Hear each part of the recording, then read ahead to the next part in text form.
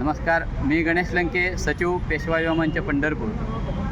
ABP माझा या वृत्तवाहिनीवर 25 मार्च रोजी 0 आवर्स या कार्यक्रमाच्या दरम्यान हुसेन दलवाई यांनी एक विधान केले होते की संभाजीराजांची हत्या ही मनुस्मृतीप्रमाणे झाली व त्यात ब्राह्मण समाजाचा सहभाग होता.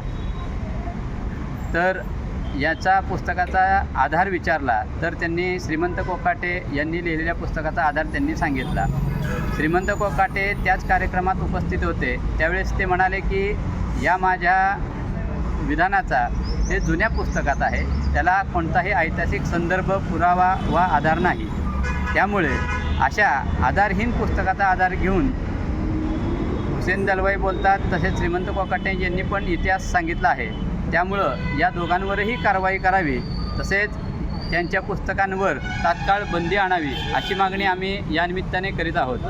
तसेच हे जर कुठे कारवाई थांबली नाही, बंदी आणली नाही, तर आम्ही याहून पुढे उग्र आंदोलनाचा इशारा या निमित्ताने दिला आहे.